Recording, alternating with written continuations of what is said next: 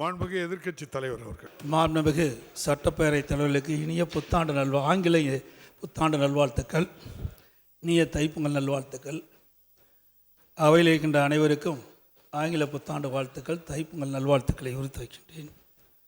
மாண்புமிகு பேரவைத் தலைவர் அவர்களே, மேதகு ஆளுநர் சட்டமன்றத்தில் சமர்ப்பித்த அந்த உரையை மாண்புமிகு பேரவைத் தலைவர்கள் உரையாற்றுகின்றீர்கள்.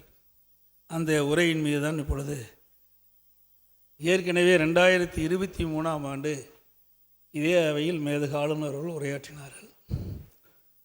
அப்பொழுது தந்தை பெரியார், அண்ணல் அம்பேத்கர், பெருந்தலைவர் காமராஜர், பேரர் அண்ணா போன்ற தலைவர்களுடைய பெயர்களை வாசிக்கவில்லை. இதை சுட்டிக்காட்டி மேதகு ஆளுநர் இருக்கின்ற பொழுதே மாண்பு முதலமைச்சர் அவர்கள் அவருக்கு எதிராக ஒரு தீர்மானத்தை கொண்டு வந்து, மாண்புமிகு பேரவைத் தலைவர் அவர்களே, எதிர்க்கட்சி தலைவர் அவர்கள் 2 நாட்களாக உடல்நலம் இல்லாமல் இந்த அவைக்கு வர முடியாத நிலை சூழல் ஏற்பட்டு இன்றைக்கு வந்திருக்கிறார். எனவே அவருடைய உடல்நலம் இன்னும் பேணி பாதுகாக்கப்பட வேண்டும் என்று இந்த நேரத்தில் என்னுடைய வாழ்த்துக்களை தெரிவித்து, அதே நேரத்தில் ஒரு உரையாற்றுகிற போது ஆளுநர் உரையை கடந்த ஆண்டு இங்கே படித்த நேரத்தில் அவர் சில வார்த்தைகள்லாம் விட்டுவிட்டு உரையாற்றினார். அப்பொழுது போராட்டம் நடத்தவில்லை. இப்பொழுது முழுவதுமாக படிக்காமல் போயிருக்கிறார். இப்பொழுது ஏன் போராட்டம் என்று கேட்டு அவரே பதில் சொல்லியிருக்கிறார். அப்போது ஏதாவது படித்தார், இப்பொழுது சுத்தமாக படிக்காமல் போயிருக்கிறார். அதனால தான் நாங்கள் உடனடியாக போராட்டம் நடத்த வேண்டிய அவசிய சூழ்நிலை ஏற்பட்டது. அந்த நாள் தான் போராட்டம் நடத்தினோம். அடுத்து நாங்கள் போராட்டம் நடத்தினால் கைது செய்கிறீர்கள், வழக்கு போடுகிறீர்கள். ஆனால் ஆளுங்கட்சி நடத்துகிற போது ஏன் கைது செய்யவில்லை, வழக்கு போடவில்லை என்று கேட்டிருக்கிறீர்கள். உறுதியாக சொல்லுகிறேன், ஆளுங்கட்சியை பொறுத்த வரைக்கும் அனுமதிக்கப்பட்டிருக்கக்கூடிய இடத்துல தான் அந்த போராட்டத்தை நடத்திருக்கிறார்கள். ஆனால் அதே நேரத்தில் அனுமதிக்கப்படாத இடங்களில் நடைபெற்றிருக்க சில இடங்களில் அந்த இடத்துல வழக்கு போடப்பட்டிருக்கிறது. எனவே அதே போல் எதிர்க்கட்சியில் இருக்கக்கூடியவர்கள் போராட்டம் நடத்தும் போது அனுமதி இல்லாமல் நடத்தினால், அனுமதிப்பட்ட இடத்தை தவிர மற்ற இடங்கள் நடத்தினால் நிச்சயமாக கைது செய்யப்படுவார், வழக்கு போடப்படுவார். அதிமுக பொதுக்கூட்டத்திற்கு நீதிமன்றம் போய் தான் நாங்கள் அனுமதி வாங்கி கூட்டம் நடத்த வேண்டிய சூழ்நிலை இருக்கிறது. தலைவர்களே, எங்களிடத்தில் ரெக்கார்டு இருக்கு, உங்களிடத்துல மட்டும் இல்லை. எங்கே அனுமதிக்கப்பட்டிருக்கிறதோ அங்கே தான் அனுமதி தர முடியும். அனுமதி இல்லாத இடங்கள் நடத்துகிற போது சில நேரங்களில் நீதிமன்றத்துக்கு சென்று அனுமதி பெறுகிறார்கள். நான் மறுக்கலை. அதே போல் நாங்களும் திராவிட முன்னேற்ற கழகத்தின் சார்பில் நீங்கள் ஆளுங்கட்சியாக இருந்தபோது, நாங்கள் எதிர்கட்சியாக இருந்தபோது பல இடங்கள் மறுக்கப்பட்டிருக்கிறது. அப்பொழுது நாங்களும் நீதிமன்றத்துக்கு சென்று அனுமதி வாங்கி கூட்டங்கள் நடத்தியிருக்கிறோம். அதற்கும் எங்களிடத்தில் ஆதாரங்கள் இருக்கிறது. இது ஒன்றும் புதிதல்ல. இந்த ஆட்சி வந்தவுடனே நீட் தேர்வு ரத்து செய்யப்படும் என்று அவருடைய தேர்தல் அறிக்கையிலையும் குறிப்பிட்டாங்க. மாண்புமிகு பேரவைத் தலைவர்களே, நீட் தேர்வை பொறுத்த வரைக்கும் நீதிமன்றத்தில் ஓராண்டு காலமாக கிடப்பில் இருந்த கதைகள் எல்லாம் நீங்கள் மறந்துடக்கூடாது. உங்கள் ஆட்சி காலத்தில் நான் அந்த பிரச்சனைக்கு அதிகம் செல்ல விரும்பலை. நிச்சயமாக எங்கள் ஆட்சி வந்தால் அதை ரத்து செய்வதற்கான முயற்சியை முழுமையாக ஈடுபடுவோம். அதை ரத்து செய்வதுதான் எங்களுடைய வேலை சொன்னோம், மறுக்கலை. அதே நேரத்தில் எங்களுடைய கூட்டணி கட்சியினுடைய தலைவர்கள் ஒருவராக இருந்த ராகுல் காந்தி அவர்கள் கூட உறுதி அளித்திருந்தார், இந்தியா கூட்டணி ஆட்சிக்கு வந்தால் நிச்சயமாக நீட் தேர்வு ரத்து செய்யப்படும் என்று. ஆனால் ஆட்சிக்கு வரல. கவர்னர் உரையிலே கூட அது சுட்டி காட்டி இருக்கிறோம். எனவே அதில் எந்த வித மாற்று கருத்து கிடையாது. நாங்கள் இருந்த வரையில், கூட்டணியில் இருந்த வரையில் நீட் தேர்வு உள்ளே நுழையல. உங்களுடைய அம்மாவாக போற்றப்படக்கூடிய முன்னாள் முதலமைச்சர் அம்மையார் அவர்கள் இந்த வரை கூட வரல. நீங்கள் வந்த பிறகு தான் வந்துச்சு, அதை மறந்துடாதீங்க. நீதிமன்றத்தில் வழக்கு இருக்கின்ற பொழுது நாங்கள் எப்படி ரத்து செய்வோம் என்று இப்போ கேட்குறீங்க. மத்திய அரசு தான் ரத்து செய்யணும். அன்பு பேருக்கு அவரே சொல்கிறார், நீதிமன்றத்தில் இருந்து அவரே ஒத்துக்கொண்டிருக்கிறார். நீதிமன்றத்துக்கு அது வெளியிலே தெரிவதற்கே ஓராண்டு காலத்துக்கு பிறகு தான் நாட்டுக்கே தெரிஞ்சுது. நீங்கள் தான் ஆட்சி இருந்தீங்க, அதையே நீங்கள் சொல்லலை. சட்டமன்றம் நடந்துகிட்டு இருந்தது பல முறை, அப்போ கூட நீங்கள் அதை தெரிவிக்கலையா நீதிமன்றத்துக்கு அனுப்பி வச்சுருக்கிறாங்கன்னு. உங்கள் ஆட்சி காலத்தில் ஜனாதிபதிக்கு அனுப்பி வைத்த அந்த மசோதா, அந்த சட்டம், நீட் தேர்வு பிரச்சனை நீதிமன்றத்திற்கு அனுப்பி வைக்கப்பட்டது. அந்த தகவலை ஏன் நீங்கள் சபைக்கு தெரிவிக்கல? ஒரு வருஷமாக நீதிமன்றத்தில் இருந்துச்சு, அதை ஏன் சபைக்கு தெரிவிக்கல? அதை தான் நான் கேட்குறேன். நீட் தேர்வை ஸ்டேட் கவர்மெண்ட் ஸ்ட்ரெயிட்டாக ரத்து செய்ய முடியாது. அந்த நிலை வருகிற பொழுதுதான், அதனால் தான் நீங்களும் கோர்ட்டுக்கு போகிறீங்க, நாங்களும் கோர்ட்டுக்கு போகிறோம். நாங்கள் கூட்டணியில் இருந்தாலும் அதை ஏற்றுக்கொள்ளவில்லை. அப்போவே எங்களுடைய தலைவர் முதலமைச்சராக இருந்த கலைஞர் அவர்கள் அப்போவே நீதிமன்றத்துக்கு சென்று தமிழ்நாட்டை பொறுத்தவரை விதிவிலக்கு வாங்கி வைத்திருந்தார்கள். அதே போல் உங்களுடைய தலைவராக உங்களுடைய முதலமைச்சராக இருந்த அம்மையார் அவர்கள் முதலமைச்சராக இருந்தபோது அவரும் பொறுப்பில் இருந்த வரையில் நீட் தேர்வு உள்ள நுழைய முடியல. ஆனால் அதற்கு பிறகு என்ன நிலை அதை பாருங்கள். நாங்கள் என்னமோ பிள்ளையாசிரியர் போட்டோம் சொல்கிறீங்களா, நாங்கள் தான் துவங்கி வச்சோம் சொல்கிறீங்களா? அது அல்ல. நான் கேட்குற கேள்வி, ஓராண்டு காலம் நீதிமன்றத்திற்கு வந்து காத்திருக்கிறது, தூங்கி கொண்டிருக்கிறது, அதை பற்றி என்ன செய்தி என்பதை குறிப்பிட்டு இந்த அவைக்கு தெரிவிக்கிறீங்க. 4 பேரவைத் தலைவர்களே, இந்தியா கூட்டணி வந்திருந்தா ரத்து செய்யணும்னு சொல்லிக்கிறீங்க. இந்தியா கூட்டணி ஆட்சிக்கு வந்தால் நீட் தேர்வு நிச்சயமாக ரத்து செய்யப்படும், அது எந்த மாற்றம் கிடையாது. இப்போவும் சொல்கிறேன், அப்போ இருந்த சூழ்நிலைகளை வந்த நேரத்தில் நாங்கள் எதிர்த்துருக்குறோம், நாங்கள் அதை ஏற்றுக்கல. நீதிமன்றத்துக்கு சென்று தமிழ்நாட்டிற்கு விதிவிலக்கு பெற்றிருக்கிறோம். திரும்ப சொல்கிறேன், நீங்கள் திரும்ப அதே சொல்லிட்டு இருக்கிறீங்க. 4 பேரவைத்தில் நாங்கள் பிஜேபியோடு இருந்தோம், விலகிட்டேன். ஆனால் இந்தியா கூட்டணி அங்கே வைக்கிறீங்க. ஆனால் கலைஞர்களுடைய 100ஆண்டு விழா நாணயத்தை வெளியிடும்போது பாரதிய ஜனதா கட்சி தலைவர் கூட அது வெளியிடுறீங்களே. 4 பேருக்கு அதில் என்ன தவறு? அது பாதுகாப்புத்துறை அமைச்சர், பிரதமரே கூப்பிட்டோம், பிரதமர் தான் வர முடியாது, நான் பாதுகாப்புத்துறை அமைச்சர் அனுப்பிச்சு வைக்கிறேன்னு சொன்னார். இன்னும் கேட்டிங்கன்னா ஜனாதிபதியை நாங்கள் கூப்பிட்டு தான் நம்ம முயற்சி பண்ணோம். தலைவருக்கு ஒரு மரியாதை கொடுக்க வேண்டும். இந்தியாவுடைய பாதுகாப்புத்துறை அமைச்சர் வந்தால் மரியாதை கிடைக்கும்போதுக்காக அழைத்து வரணும். அது என்ன தவறு? இப்போ கவர்னர் கூட சொல்லக்கூடிய எல்லாத்தையும் நாங்கள் எதிர்க்கிறோம், அவரை எடுத்து தான் சில அறிக்கையில் விடுறோம். கவர்னர் உறவுங்கிறத போது அவருக்குரிய மரியாதை கொடுத்து அழைச்சி வரலையா உள்ள? அது மாதிரி தான். 4 பேரவைத் தலைவர் அவர்களே, ஒரு அரசு நிகழ்ச்சியாக இருந்தால் பரவாயில்ல, இது கட்சி நிகழ்ச்சி. அது கட்சி நிகழ்ச்சி அல்ல, பாதுகாப்புத்துறை அமைச்சர் வந்தது அரசு நிகழ்ச்சி தான். அரசு நிகழ்ச்சி தான் நடந்தது. 2021 திராவிட முன்னேற்ற கழகம் ஆட்சி பொறுப்பேற்றுடன் விவசாயிகள் உற்பத்தி செய்யப்பட்ட நெல்லுக்கு குவிண்டாலுக்கு 2500 ரூபாய் வழங்குதா சொன்னீங்க. பேரவைத் தலைவர்களே, மாண்புமிகு எதிர்க்கட்சி தலைவர்கள் நெல்லுக்கு குவிண்டாலுக்கு 2500 ரூபா வழங்கப்படுமா என்று கேட்டிருக்கார்கள். நாங்கள் எங்களுடைய தேர்தல் அறிக்கையில் திமுக ஆட்சிக்கு வந்தால் நெல்லுக்கு குவிண்டாலுக்கு 2500 ரூபாய் வழங்கப்படும் என்று சொன்னோம். உங்கள் ஆட்சி காலத்தில் 1960 ரூபா சன்னதகத்துக்கு இருந்தது. இப்பொழுது கடந்த செப்டம்பர் 1ஆம் தேதி முதல் 2450 ரூபாய் நாங்கள் வழங்கி கொண்டிருக்கிறோம். மாண்புமிகு முதலமைச்சர் அவர்கள் கடந்த ஆண்டே வருகின்ற செப்டம்பர் 1ஆம் தேதி முதல் 2500 ரூபாய் வழங்கப்படும் என்று அறிவித்திருக்கார். எங்கள் வாக்குறுதியை நிறைவேற்ற போகிறோம். எங்களுக்கு 5 ஆண்டு காலம் மக்கள் ஆதரவு கொடுத்திருக்கார்கள். எனவே சொன்ன வாக்குறுதியை கண்டிப்பாக நிறைவேற்றுவோம். அதைவிட 2500க்கு மேலாக கொடுப்பதற்கும் வாய்ப்பு இருக்குது என்பதை மாண்புமிகு எதிர்க்கட்சி தலைவர்களுக்கு தெரிவித்துக் கொள்கிறேன். 25வது பக்கத்தில் 24வது பேராவில் கிராமச்சாலை மேம்பாடு பற்றி இங்கே குறிப்பிட்டிருக்கின்றீர்கள். இது ஏற்கனவே அதிமுக ஆட்சி இருக்கின்ற பொழுதே ஊராட்சி ஒன்றிய சாலைகளில் பேருந்து செல்லக்கூடிய சாலைகள்லாம் சிறப்பு சாலைகளாக எடுத்து நெடுஞ்சாலைத்துறை வசம் ஓடிஆரில் ஒப்படைக்கப்பட்டு தார் சாலையாக மாற்றி கொடுக்கப்பட்டது. மாண்புமிகு பேரவைத் தலைவர்களே, இது முதலமைச்சர் கிராம சாலை மேம்பாட்டு திட்டம் என்பது வேறு. ஏற்கனவே அவரே நெடுஞ்சாலைத்துறை அமைச்சராக இருந்திருக்கிறார். பொதுவாக ஒன்றிய சாலைகள், ஊராட்சி சாலைகள் எல்லாம் அரசியல் நிதியிலே இருந்து அவைகளெல்லாம் நெடுஞ்சாலைத்துறைக்கு மாற்றம் செய்து அது கிராம சாலை திட்டம் என்பது வேறு. இந்த என்னென்ன முதலமைச்சர் சொல்லியிருக்கிறாருன்னா, இந்த முறை முதலமைச்சர் கிராம சாலை திட்டம்னு ஒரு திட்டத்தை ஒரு தலைப்பு கொடுத்து அதுக்காக 4000 கோடி ரூபாய் பணத்தையும் கொடுத்து ஊராட்சி ஒன்றியங்களே அந்த சாலைகளை செய்யுங்க அப்படின்னு சொல்கிறதான் இந்த திட்டம்.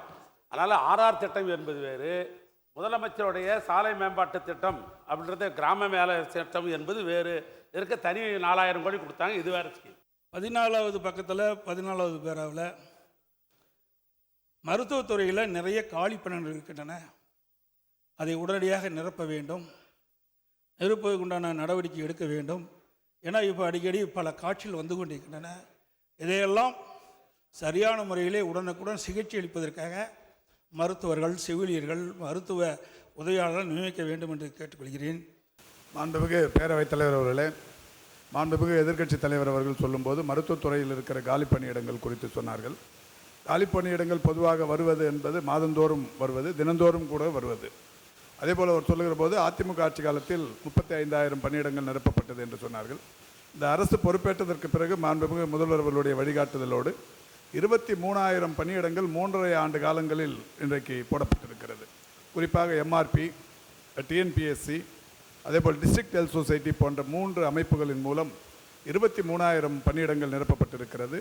34,000 பணியிடங்கள் இதுவரை மருத்துவத்துறை வரலாற்றில் வேறு எப்போதும் இல்லாத அளவுக்கு கலந்தாய்வுகளின் மூலம் வெளிப்படைத்தன்மையோடு அந்த பணிமாறுதல்கள் நடைபெற்று கொண்டிருக்கிறது என்பதை அவரின் கவனத்திற்கு தெரிவித்துக் கொள்கின்றேன். இப்பொழுதும் இருக்கிற காலி பணியிடங்களை மாண்புமிகு தமிழ்நாட்டின் முதலமைச்சருடைய வழிகாட்டுதலோடு 2553 மருத்துவர்களை நியமிப்பதற்குரிய தேர்வு கடந்த வாரம் 5ஆம் தேதி நடைபெற்று முடிந்திருக்கிறது. இன்னும் ஒரு 10-15 நாட்களில் அந்த பணியிடங்கள் நிரப்பப்பட்டதற்கு பிறகு 2026 காலியாகவிருக்கிற பணியிடங்களுக்கும் சேர்த்துதான் தேர்வு நடைபெற்றிருக்கிறது என்பதையும் இந்த அவையின் கவனத்திற்கு கொண்டு வருகிறேன். கிருஷ்ணகிரி மாவட்டம், தருமபுரி மாவட்டம், சேலம் மாவட்டத்தெல்லாம் விவசாயிகள் அதிகமாக மலர் பயிரிடுகின்றார்கள். மலர் விளைச்சல் அதிகமாக இருக்கின்றது. இந்த மலர்களெல்லாம் பெங்களூருக்கு சென்று தான் விற்பனை செய்ய வேண்டிய ஒரு நிலை இருந்தது. அவர்களுக்கு முழுமையான விலை கிடைக்கவில்லை. இதையெல்லாம் கருத்திலே கொண்டு நம்முடைய மாநிலத்திற்கின்ற நம்முடைய விவசாயிகள் உற்பத்தி செய்கின்ற மலர்கள் நம்முடைய மாநிலத்திலே விற்பதற்கான வசதி செய்து கொடுக்க வேண்டும் என்ற அடிப்படையில் கிருஷ்ணகிரி மாவட்டம் ஒசூரில் சர்வதேச மலர் ஏழை மையம் என்று சுமார் 20 கோடி ரூபாயில் கட்டப்பட்டது. மாண்புமிகு பேரவைத் தலைவர்களே, அவங்க கட்டடம் தான் கட்டினாங்க தவிர வேறு ஒன்றும் செய்யலை. அடிப்படை பிரச்சனைகளை அதெல்லாம் செய்யாமல் இருந்ததை அதை விட்டு போனதை நாங்கள் செய்து இப்போது அங்கே மலர் விற்பனை தொடங்கி நடந்து கொண்டிருக்கிறது என்பதை தெரிவித்துக் கொள்கின்றேன். இன்றைக்கு உள்ளாட்சித்துறையின் மூலமாக இன்றைக்கு சொத்து வரி, கழிவுநீர் அகற்றல் வரி, குடிநீர் கட்டணம், குப்பை வரி, தொழில் வரி என்று வரி குறைக்கப்பட வேண்டும். மாணவ பேரவைத் தலைவர்களே, ஒவ்வொரு ஆட்சியில் இருக்கிற போதும் அந்த வரி உயர்வு என்பது தவிர்க்க முடியாது, நடந்து கொண்டு தான் இருக்கிறது. உங்களுடைய ஆட்சியிலும் வரி உயர்வு இருந்தது. ஒரு 12-10 ஆண்டு காலம் தொடர்ந்து உள்ளாட்சிகளில் எந்த விதமான வரியும் விதிக்காமல் தொடர்ந்து இருக்க போது ஒன்றிய அரசு எங்களுக்கு தாக்கீது கொடுக்கிறது. எங்களுடைய நிதி உங்களுக்கு வர வேண்டும் என்று சொன்னால் இந்த வரி உயர்வு இருந்தால்தான் உங்களுக்கு அந்த நிதி தரப்படும் என்று சொல்கிறார்கள். எனவே நம்முடைய பங்கை வாங்க வேண்டும் என்று சொன்னால் அது ஒரேடியாக 10%, 15% என்று இல்லாமல் ஆண்டுக்கு 5%, 6% என்ற அளவிலே தான் அந்த வரி உயர்வு செய்யப்பட்டது. அதுவும் மொத்தமாக ஏழைகளுக்கு இல்லை. 500 சதுரடி இருக்கிறவர்களுக்கு வரி உயர்வு இல்லை. 1000 சதுரடி உள்ளவர்களுக்கும் வரி உயர்வு இல்லை. 1200 சதுரடிக்கு மேல், 2400 சதுரடிக்கு இருக்கு மேல் தான் 25%, 50%, 75% என்ற அளவிலே வரி உயர்வு தரப்பட்டிருக்கிறதே தவிர ஏழை மக்களுக்கு யாருக்கும் அந்த வரி உயர்வு தரப்படவில்லை என்பதை தெரிவித்துக் கொள்கிறேன். யாரிடம் அதிகமாக ஏற்கனவே கட்டிடங்கள் கட்டப்பட்டு அந்த கட்டிடங்கள் சரியாக அளவு செய்யப்படாமல் சிறிய அளவிலே அளவு செய்யப்பட்டு அதுக்கு வரி போடப்பட்டிருந்தால் அது மறுஆய்வு செய்து தான் அது வரி உயர்த்தப்பட்டிருக்குமே தவிர வியாபாரிகளுக்கு, வியாபாரம் செய்கிறவர்களுக்கு, வருமானம் இருக்கிறவர்களுக்கு அந்த வரி உயர்வு செய்யப்பட்டிருக்குமே தவிர அதுவும் சதவீதம் என்பது அந்த 6% செய்யப்பட்டிருக்கிறதே தவிர நம்முடைய எதிர்க்கட்சி தலைவர் சொல்வது போல 10,000 கட்டியவருக்கு 25,000 என்று சொன்னால் அந்த கட்டிடம் ஏற்கனவே சரியாக அளவிடப்படாமல் இருக்கும். இப்போது அளந்து அந்த வரியை போட்டிருக்கிறார்கள். நீங்கள் ஒரு 10 ஆண்டு காலம் வரியை விதிக்காமல் தொடர்ந்து ஒரே நேரத்தில் 15%, 10% என்று வரி உயர்த்தும் போது மக்கள் பாதிக்கப்படுகிறார்கள். நாங்கள் அறிவித்திருக்கிறோம், 500 சதுரடி இருக்கிற ஏழை மக்களுக்கு வரி உயர்வு இல்லை. 1000 சதுரடி இருக்கிறவர்களுக்கு 50%, ஒவ்வொரு ஆண்டும் 6% சேர்ந்த மாதிரி 15% என்று இல்லாமல் படிப்படியாக, அதுவும் கொரோனா காலத்தில் அது வரி உயர்த்தப்படவில்லை. இந்த ஆண்டு புயலில் வருகிற போது அந்த வரி வசூலிக்கக்கூடாது என்று முதலமைச்சர் சொல்லியிருக்கிறார். அதுவும் நிறுத்தி வைக்கப்பட்டிருக்கிறது. எனவே 25,000, 10,000 என்று குறிப்பிட்டு சொன்னால் அதை பற்றி ஆய்வு செய்து அவருக்கு சொல்கிறேன். திராவிட முன்னேற்ற கழகம் ஆட்சிக்கு வந்தால் 2 மாதங்களுக்கு ஒரு முறை கணக்கீடு முறையை மாற்றி மாதம் ஒரு முறை கணக்கீடு செய்யப்படும் என்று சொன்னீங்க. மாண்புமிகு பேரவைத் தலைவர்களே, ஸ்மார்ட் மீட்டர் பொருத்துவதற்கான பணிகள் மின்வாரியம் முன்னெடுத்திருக்கின்றன. அது டெண்டர் விடக்கூடிய பணிகள் இப்பொழுது அந்த டெண்டர் ரத்து செய்யப்பட்டிருக்கிறது. மீண்டும் மறு டெண்டர் கோருவதற்கான பணிகள் இப்பொழுது முன்னெடுக்கப்பட்டிருக்கின்றன. ஸ்மார்ட் மீட்டர் பொருத்தப்பட்டவுடன் மாண்புமிகு முதலமைச்சர் அவர்கள் மாதாந்திர கணக்கீட்டுக்கான பணிகளை விரைவாக செயல்படுத்திட வேண்டும் என்று உத்தரவுகளை வழங்கியிருக்கின்றார்கள். எனவே அந்த தேர்தல் வாக்குறுதியில் நிறைவேற்றுவதில் எங்களுக்கு எந்தவித மாற்று கருத்தும் இல்லை. நிச்சயமாக அந்த தேர்தல் வாக்குறுதி திராவிட மாடல் அரசு நிறைவேற்றும், மாண்புமிகு முதலமைச்சர்கள் நிறைவேற்ற உத்தரவுகளை வழங்கியிருக்கிறார்கள் என்பதை மாண்புமிகு பேரவைத் தலைவராக மாண்புமிகு எதிர்க்கட்சித் தலைவர்களுக்கு தெரிவித்துக் கொள்கிறேன். அதோடு தமிழகத்தில் மின்கட்டணம் மிக குறைவாக உள்ளது என்று தமிழ்நாடு மின்சார வாரியம் தெரிவித்தது. மாண்புமிகு பேரவைத் தலைவர்களே, மாண்புமிகு எதிர்க்கட்சி தலைவர் சொல்கிற கருத்து ஒரு வாட்ஸ்அப்பில் ஒரு அமைப்பு வெளியிட்ட செய்தியை இப்போ அவருங்க பகிர்றாரு. இப்பொழுதும் நான் உறுதியாக சொல்கின்றேன், அரசினுடைய நிலைப்பாட்டை சொல்கின்றேன். இந்தியாவில் இருக்கக்கூடிய மாநிலங்களில் தமிழ்நாட்டில் தான் மின் கட்டணம் மிக குறைவாக வசூலிக்கப்படுகிறது என்பதை மாண்புமிகு பேரவைத் தலைவர் மாண்புமிகு எதிர்க்கட்சி தலைவர்களுக்கு தெரிவிக்கிறேன். அவர் சொல்லக்கூடிய கருத்து ஒரு அமைப்பு தன்னுடைய வாட்ஸ்அப் பதிவில் போட்ட பதிவை அவர் இங்கே சுட்டி காட்டுகிறார். அந்த கருத்து உண்மைக்கு மாறான கருத்து. இந்தியாவில் இருக்கக்கூடிய மாநிலங்களில் தமிழ்நாட்டில் தான் மின் கட்டணம் மிக குறைவாக வசூலிக்கப்படுகிறது. இந்த மின்கட்டண உயர்வின் பொழுதே அனைத்து பத்திரிகைகளிலும் வார பத்திரிகைகளிலும் முழு பக்க விளம்பரங்கள் செய்யப்பட்டன. விளம்பரங்களாகவே கொடுக்கப்பட்டது. பொதுமக்கள் இதை தெரிந்து கொள்ள வேண்டும். எந்தெந்த மாநிலங்களில் எவ்வளவு மின் கட்டணம் வசூலிக்கப்படுகிறது என்பது, தமிழ்நாட்டில் எவ்வளவு மிக குறைவாக வசூலிக்கப்படுகிறது என்பதை முழுவதுமாக விளம்பரமாக கொடுக்கப்பட்டு அனைத்து மின்வாரிய அலுவலகங்களிலும் அதற்கான துண்டறிக்கை அச்சடிக்கப்பட்டு அதுவும் மின் பயனாளர்களுக்கு வழங்கப்பட்டன. ஏன்னா முழுமையாக மக்களுக்கு தெரியப்படுத்தியிருக்கிறது, விளம்பரமாகவும் கொடுக்கப்பட்டிருக்கிறது. பொதுமக்கள் அனைவருக்கும் அது நன்றாக தெரியும். என்ற பொழுது 2021 இன்னைக்கு அரிசி விலை 40 ரூபாயிலிருந்து 50 ரூபா வரைக்கும் விற்றது. பல்வேறு ரகங்களுடைய அரிசிகள். இப்பொழுது 2024 டிசம்பரில் பார்க்கின்ற பொழுது சுமார் 70லிருந்து 80 வரைக்கும் விலை உயர்ந்திருக்கின்றது. மாண்புமிகு பேரவைத் தலைவர்களே, அரிசி பருப்பு உளுந்து இவங்களெல்லாம் விலை ஏறி இருக்கிறது என்று எதிர்க்கட்சி தலைவர்கள் குறிப்பிட்டார்கள். உற்பத்தி செய்கிற விவசாய பெருமணி மக்கள் ஒரு பக்கத்தில் விலை கூடுதலாக வேண்டும் என்று ஒரு பகுதியில் கேட்கிறார்கள். இன்னொன்று அது விலைவாற்றத்துக்கு ஏற்றத்துக்கு காரணமே ஒன்றிய அரசாங்கம். ஏன்னா ஜிஎஸ்டி போடுறது அவங்க தான் போடுறாங்க. ஜிஎஸ்டி போட விலைகள் ஏறிக்கொண்டிருக்கிறது மாநில அரசாங்கத்துடைய கட்டுப்பாட்டிலே இல்லை. ஒரு காலத்தில் கமர்ஷியல் டேக்ஸ் மாநில அரசாங்கம் வசூல் செய்கிற பொழுது அப்போ விலையை நம்மளால் கட்டுப்படுத்த முடியும். நீங்கள் ஆட்சியில் இருக்கிற பொழுது சரி, நாங்கள் ஆட்சியில் இப்போ இருக்கிற பொழுது சரி, ஜிஎஸ்டி என்பது நீங்கள் ஆட்சியில் இருக்கிற பொழுது தான் ஜிஎஸ்டியே உள்ளே வந்தது. அம்மையார் ஆட்சியும் ஜிஎஸ்டி வரல, அண்ணன் கலைஞர் ஆட்சியும் ஜிஎஸ்டி வரல. ஜிஎஸ்டி வந்த ஒரு பாடு தான் விலைவாசி ஏறிச்சு. அதனால் விலைவாசியை கட்டுப்படுத்துகிறது தான் ஒன்றிய அரசாங்கத்தில் இருக்கிறத ஒழிய மாநில அரசாங்கத்தில் இப்பொழுது இல்லை. ஆனால் அது ஒன்று. இப்போ இந்த ஜல்லி விலை ஏறிப்போச்சு, கட்டுமான விலை ஏறிப்போச்சுன்னு நம்முடைய எதிர்க்கட்சி தலைவர் குறிப்பிட்டார்கள். பொதுவாக இப்போ ஜல்லி எல்லா இடத்துலையும் அது ஏறலை, ஒரு குறிப்பிட்ட இடங்களில், குறிப்பாக ஈரோடு மாவட்டத்தில், நாமக்கல் மாவட்டத்தில், அதை தொட்டி இருக்கிற சேலம் மாவட்டத்தில் ஒரு குறிப்பிட்ட 5 மாவட்டங்களில் விலைவாசி ஏறி இருக்கிறது என்பதை உணர்ந்து 4 தினங்களுக்கு முன்னால் தலைமை செயலாளர் அவர்கள் நேரடியாக மாவட்ட ஆட்சித்தலைவரை தொடர்பு கொண்டு இந்த விலைவாசி கட்டுறதுக்கு என்ன காரணம் என்று அதை கட்டுப்படுத்த வேண்டும், நடவடிக்கை எடுக்க வேண்டும் என்று நம்முடைய தலைமைச் செயலாளர்கள் மாவட்ட ஆட்சித்தலைவரிடத்தில் குறிப்பிட்டிருக்கிறார்கள்.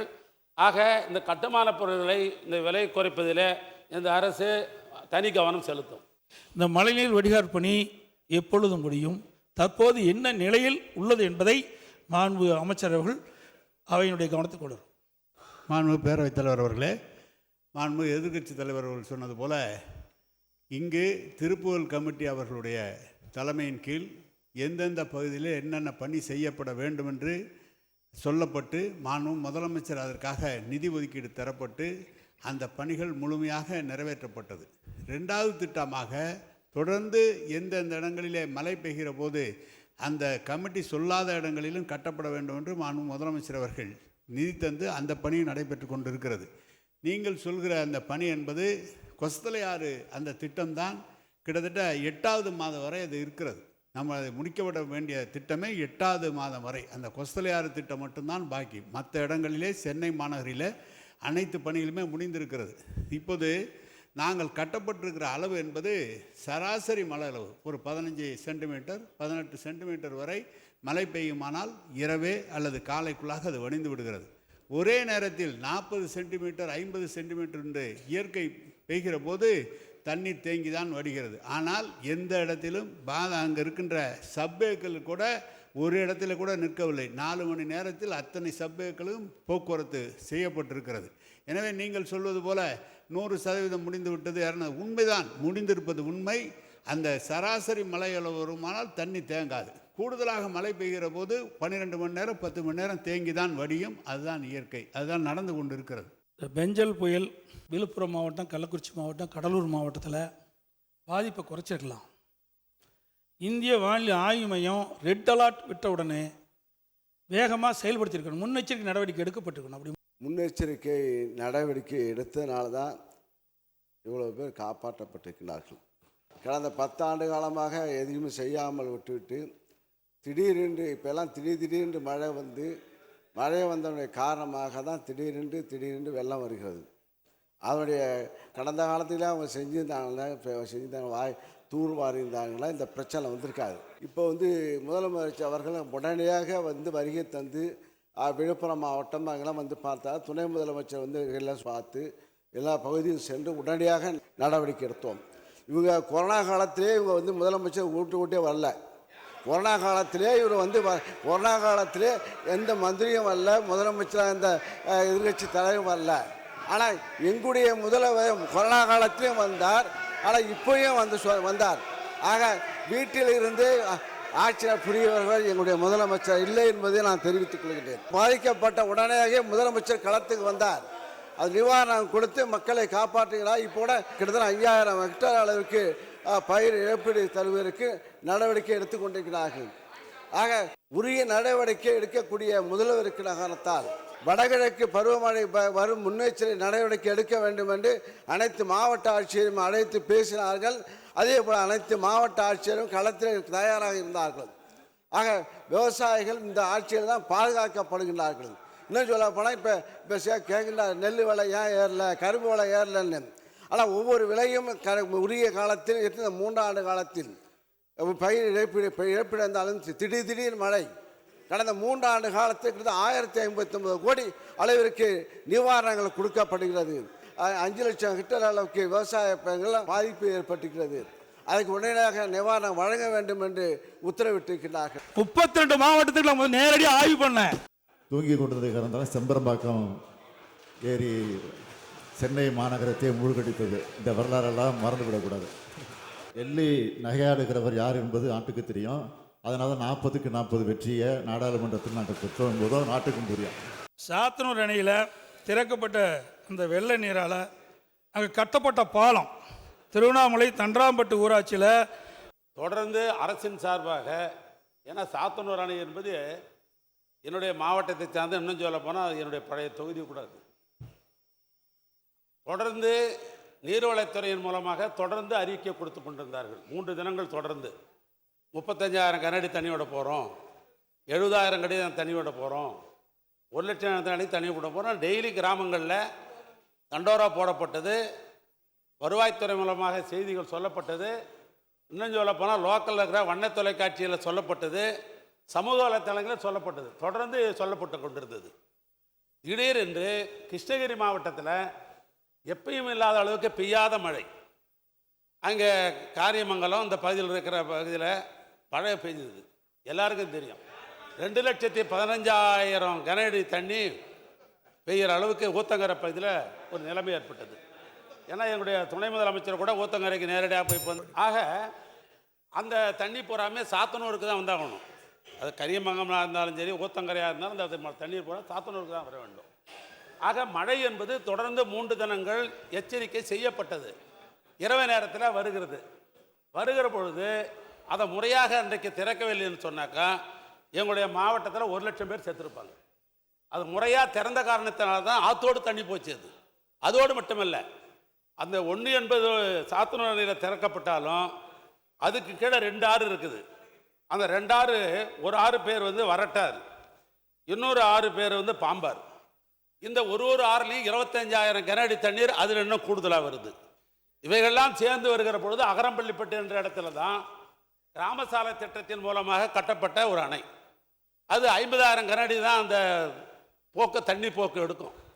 ஆனால் எதிர்பாராத இது வரைக்கும் சாத்தனூர் டேமில் இப்படி வந்ததே இல்லை. 1972 அப்பொழுது முதலாக ஒரு முறை முழிஞ்சது. அப்போ கூட 1.5 லட்சம் கனஅடி தண்ணி தான் அப்போ கூட வந்தது. ஆனால் சாத்தனூரிலிருந்து 1 என்பது, அது கீழே இருக்கிற வரட்டாரில் 25, அது கீழே இருக்கிற பாம்பாரில் 25 பார்க்கிற பொழுது ஏறத்தாழ 2.25 லட்சம் கனஅடி தண்ணீர் இருக்கிற பொழுது எப்படி 50,000 கனஅடி கட்டப்பட்ட ஒரு பாலம் எப்படி இருக்க முடியும்? இங்கே ஏற்கனவே நெடுஞ்சாலைத்துறை அமைச்சராக இருந்து பணியாற்றியவர், இன்றைக்கே ரெக்கார்டு இருக்குது, 50,000 கனஅடிக்கு தான் கட்டப்பட்டதுன்னு ரெக்கார்டு இருக்குது. ஆனால் இவ்வளோ தண்ணி எதிர்பாராத பொழுது எதிர்பாராதவர் வருகிற பொழுது யாராவது அணை, அதுவும் சொந்த ஊரில் கட்டுறவன், எங்கள் ஊரில் அணை இருந்து என்னை பாராட்டணுன்ற நேரத்தில் தான் நான் கட்டியிருப்பேன், என்னை வேணால் தூட்டணும் என் மீது புகார் சொல்லணும், என் மீது விமர்சனம் செய்யணும், யாராவது பாலம் கட்டுவார்களா? அதனால தான் சொன்னேன், இயற்கைக்கு யாரும் தடை பண்ண முடியாது. அதனுடைய விளைவுகள் என்ன? அந்த தண்ணீர் தான் விழுப்புரம் பகுதிக்கு வந்தது, கள்ளக்குறிச்சி பகுதிக்கு வந்தது. கள்ளக்குறிச்சியினுடைய பொறுப்பினுடைய அமைச்சரை அவனுடைய பொறுப்பு அமைச்சராக இருக்கிற காரணத்தினால் அந்த இருவேலிப்பட்டி என்கிற பகுதிக்கு நானே நேரடியாக போனேன். அது கிராமத்தில் தண்ணி வந்தது. நான் கேட்டேன் அந்த மக்கள்லாம், எப்போ தண்ணி வந்ததுன்னு. மதியான நேரத்தில் 3 மணிக்கு தண்ணி வந்தது. எங்கள் ஊரில் இருவேலிப்பட்டியில் 3 மணிக்கு தண்ணி வந்தது. திருக்கோயிலூர் பகுதியில் 1:30 மணிக்கு தண்ணி வந்தது. பகல் நேரத்தில் வந்தது. அதனால தான் அங்கே இருக்கிற மக்கள்லாம் வெளியேறிட்டாங்க. இங்கே எந்த உயிர் சேதமும் இல்லை. இன்னும் சொல்ல போனால் இருவேலிப்பட்டியில் ஆரம்ப சுகாதார நிலையம் ஒன்று இருக்கிறது. அந்த ஆரம்ப சுகாதாரத்தை ஒரு நாளைக்கு ஓபி 500 பேஷண்ட் வந்து போகிறது. அந்த இடத்துல தண்ணி போகணும்னு ஆட்சி நினைப்புமானாங்க.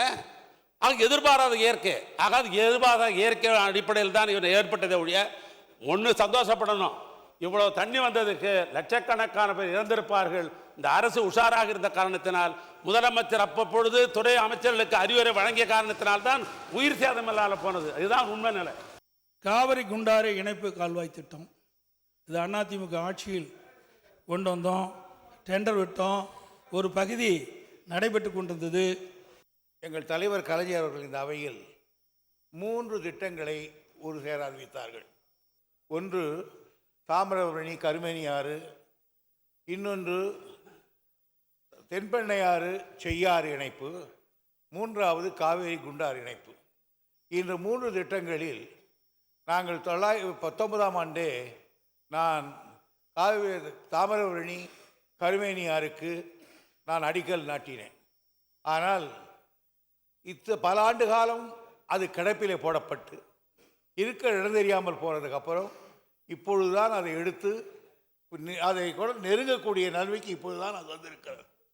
அதே போன்றுதான் இந்த காவேரி குண்டாறு இணைப்பை நிச்சயமாக நடத்த வேண்டும் என்பதற்காக மாயனூரில் அதற்கான காவேரியிலே ஒரு தடுப்பணை கட்டணும். அதை கட்டி இருக்கிறோம். நாங்கள் 186 கோடி ரூபாயில் அன்றை கட்டினோம். நீங்கள் 2 டெண்டர் விட்டுருக்கீங்க. அது ஒன்றா இல்லை.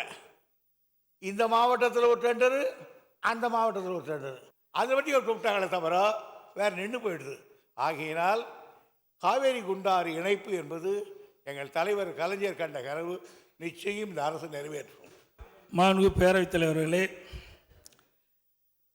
2024-25 மானிய கோரி பக்கம் 126 குறிப்பிட்டிருக்காங்க.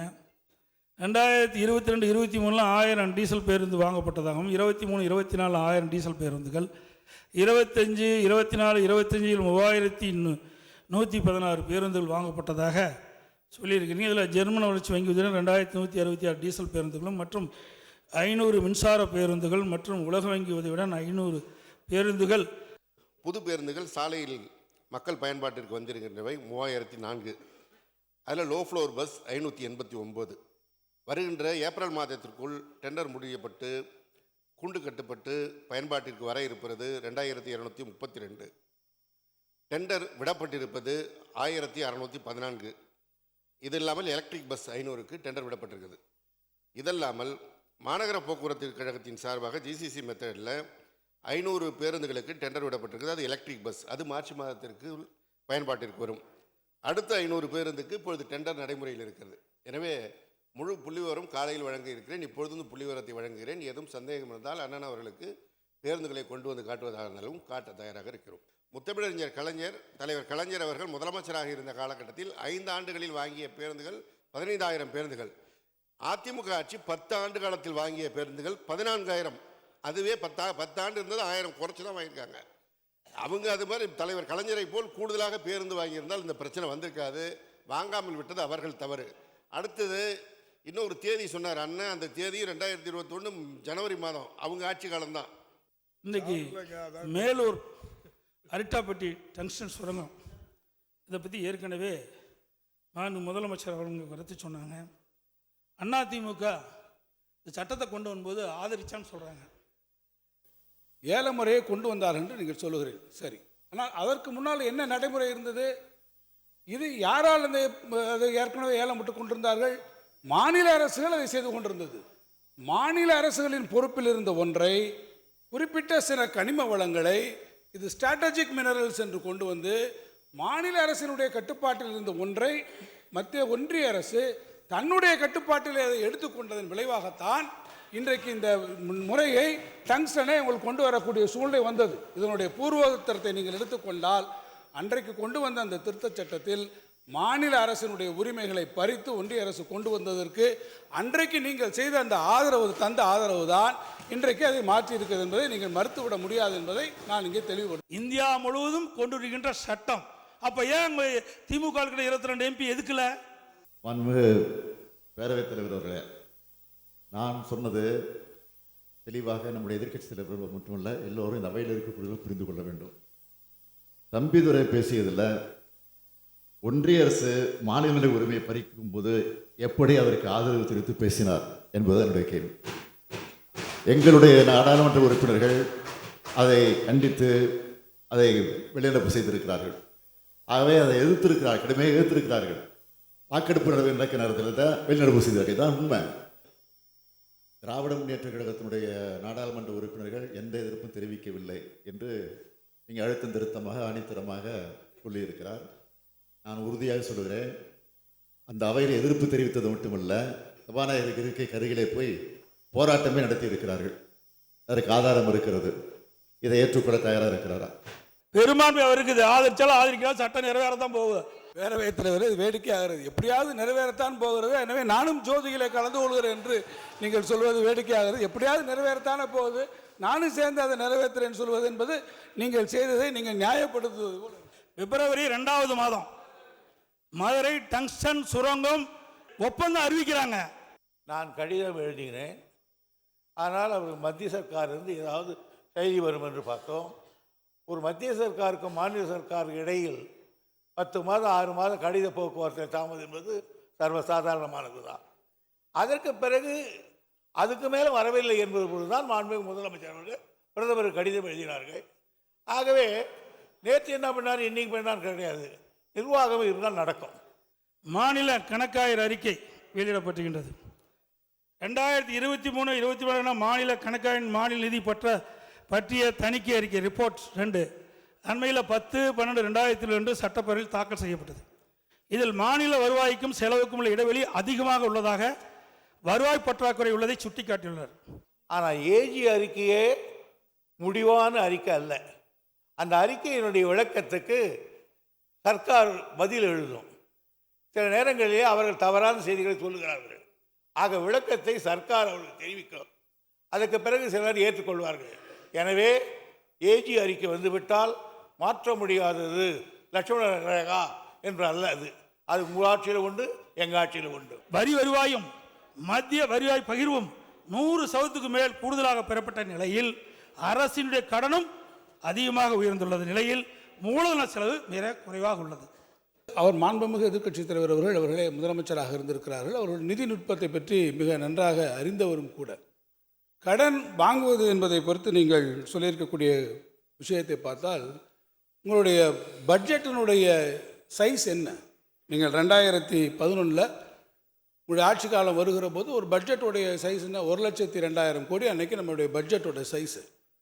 நம்மளுடைய ஜிஎஸ்டிபி நம்மளுடைய மாநிலத்தினுடைய உள்நாட்டு உற்பத்தி மதிப்பு அன்றைக்கி பார்த்தீங்கன்னா 7.51 லட்சம் கோடி. ஆனால் இன்றைக்கி சைஸ் ஆஃப் பட்ஜெட், இன்றைக்கி நம்முடைய வரவு செலவு திட்டத்தினுடைய மொத்த மதிப்பு 4.12 லட்சம் கோடி. நம்மளுடைய வரவு செலவு பட்ஜெட்டில் இருக்கக்கூடிய சைஸ் ஆஃப் பட்ஜெட். அதே போல் இன்றைக்கி நம்மளுடைய உள்நாட்டு உற்பத்தியோட மதிப்பு எவ்வளோ போயிருக்குன்னா ஏறத்தாழ 31.55 லட்சம் கோடியாக நம்ம வந்துருக்கு. நீங்கள் கடன் வாங்குறத பொறுத்த மட்டும் பார்த்தீங்கன்னா, நீங்கள் கடன் எப்போது வாங்கினாலும் எந்த அரசாங்கமாக இருந்தாலும், உங்கள் அரசியல் வாங்கலாம் சரி, எங்கள் அரசியல் வாங்கலாம் சரி, மாநில மொத்த அந்த உள்நாட்டு உற்பத்தி மதிப்போடு தான் நீங்கள் கடனை நீங்கள் ஒப்பிட வேண்டும்.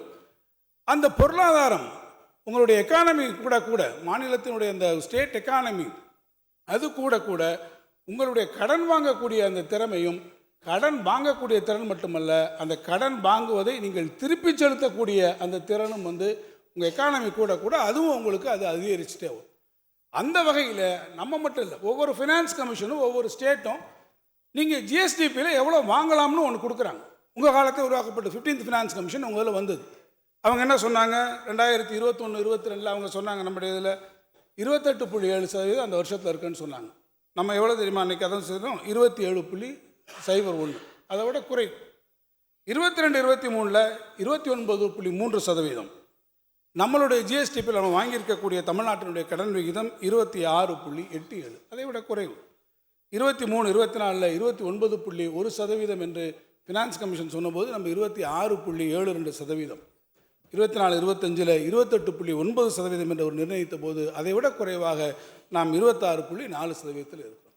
எனவே ஒரு அரசாங்கம் கடன் வாங்குகிறது என்று சொன்னால் அந்த கடனை நீங்கள் எதோடு ஒப்பிட்டு பார்க்க வேண்டும் என்று சொன்னால் கிராஸ் ஸ்டேட் டொமஸ்டிக் ப்ராடக்டில் நீங்கள் அதை ஒத்து பார்க்க வேண்டும். ஒரு மாநிலத்தினுடைய மொத்த உள்நாட்டு மதிப்பில் எவ்வளவு கடன் வாங்க வேண்டும் என்பதை பார்க்க வேண்டும் ஒழிய அது 5 லட்சம் கோடி உங்கள் மேல் வந்து விட்டது, 6 லட்சம் கோடி விட்டு வந்து என்பதெல்லாம் ஒரு அச்சத்தை கிளப்புவது என்பது அவசியம் இல்லை என்பதை நம்முடைய மாண்புமிகு எதிர்க்கட்சி தலைவர் அவர்களே மிக நன்றாக அறிவார்கள். இன்னொன்று சொன்னார் அவருடைய ரெவென்யூ இதில், இன்னொன்று அவர் சொன்னதை எங்களுக்குரிய பாராட்டாக நான் எடுத்துக்கொள்கிறேன். எல்லா இடத்துலையுமே வந்து நீங்கள் ஸ்டேட் ரெவென்யூவில் எல்லாமே அதிகமான வரி வசூல் வந்திருக்கிறது என்று அவர்கள் குறிப்பிட்டார்கள். நம்முடைய வளர்ச்சி விகிதம் 14% இருக்கிறது நம்முடைய வரி வசூலில்.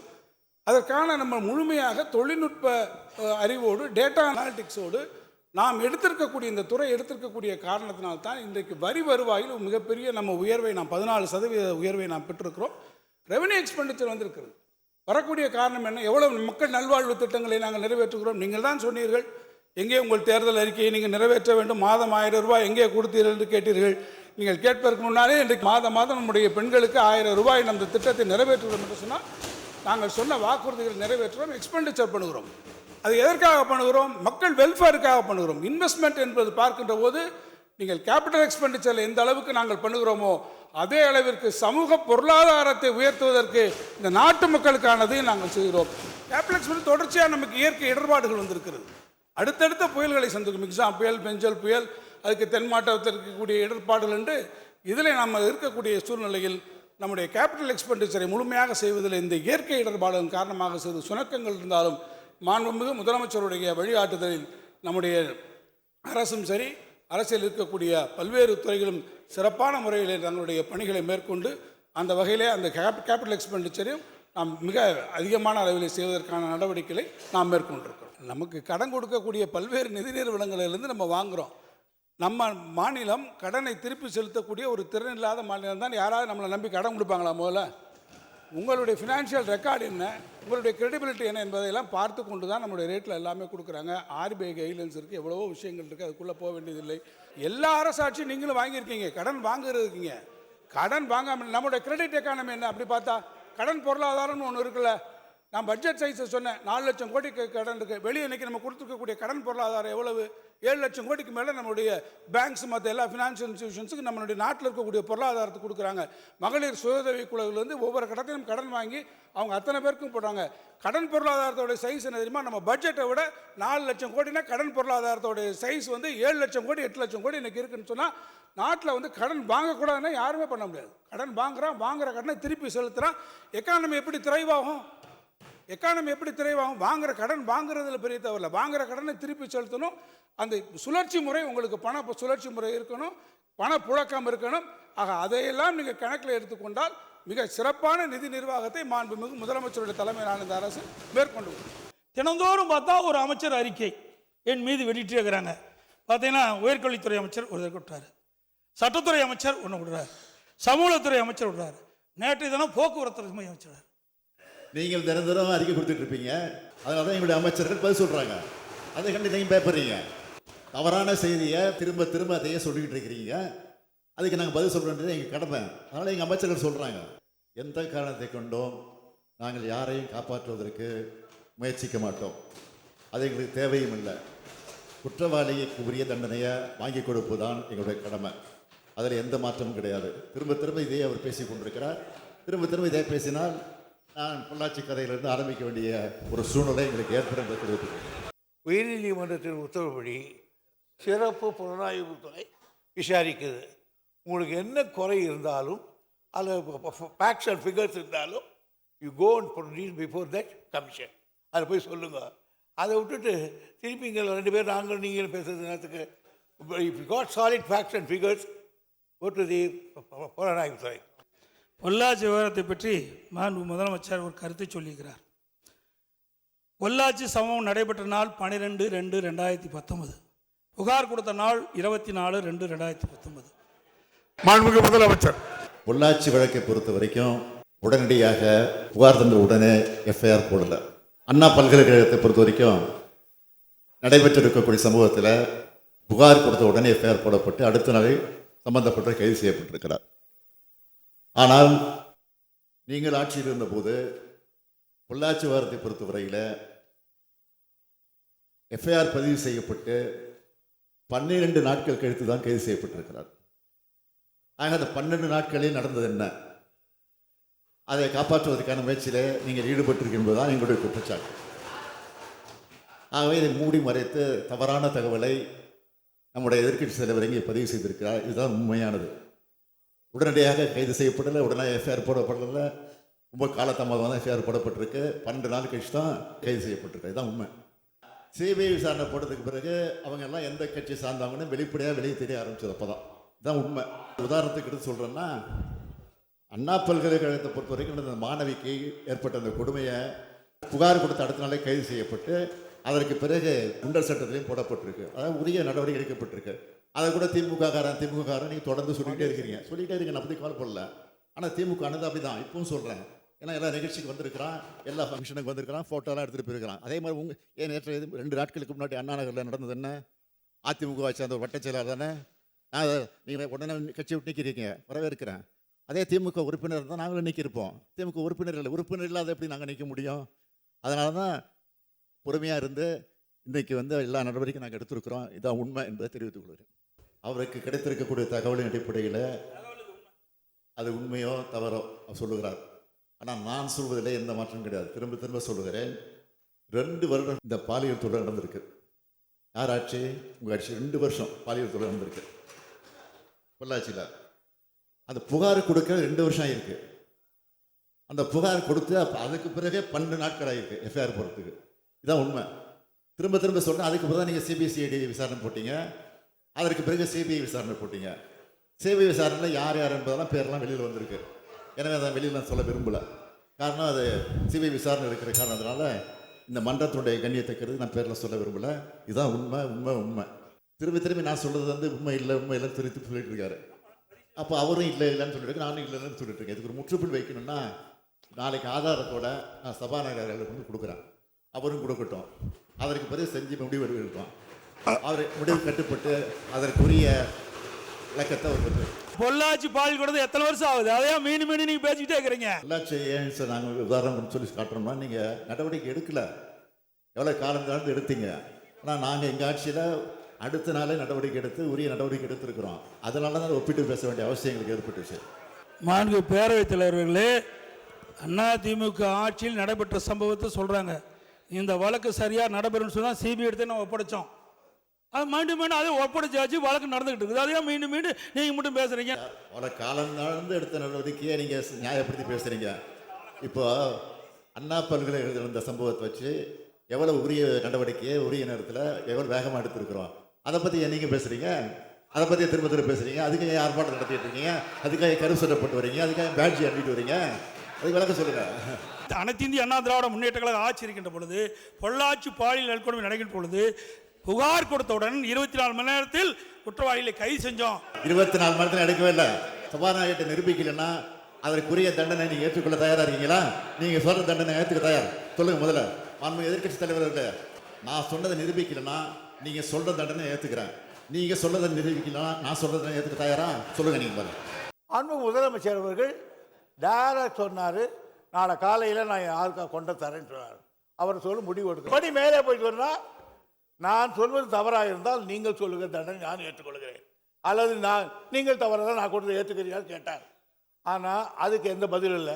முதலமைச்சர் சொன்ன கண்டிஷன் ஏற்று நாளை காலையில் 2 பேரும் கொடுக்கணும். இல்லை, காலையில் 2 பேருடைய மேலூர் இருக்கின்ற மக்கள், அங்கே இருக்கிற மக்கள் தங்களுடைய நிலம் பறிபோய்விடுமோ, தங்கள் வாழ்வாதாரம் பாதிக்கிவிடும் என்ற அச்சத்தின் அடிப்படையில் போராட்டம் நடத்துகிறார்கள். போராட்டம் நடத்தியிருந்த விவசாயிகள், பெண்கள், பொதுமக்கள், வியாபாரிகள் மீது பல்வேறு வழக்குகள் தொடுக்கப்பட்டிருக்கின்றன. அந்த வழக்குகள் அனைத்தும் ரத்து செய்ய வேண்டும் என்று கேட்டு ரன்சன் விவகாரத்தை பொறுத்த வரைக்கும் அந்த வட்டாரத்தில் இருக்கக்கூடிய பொதுமக்கள் பேரணிகள் எல்லாம் நடத்தி அதனால் அவர்கள் மீது வழக்கெல்லாம் போடப்பட்டிருக்கிறது.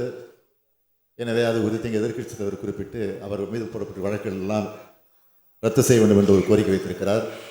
அது நிச்சயமாக பரிசீலிக்கப்படும் என்பதை நான் தெரிவித்துக் கொள்கிறேன். செய்திகளை உடனுக்குடனும் துல்லியமாகவும் தெரிந்து கொள்ள சப்ஸ்கிரைப் பண்ணுங்க.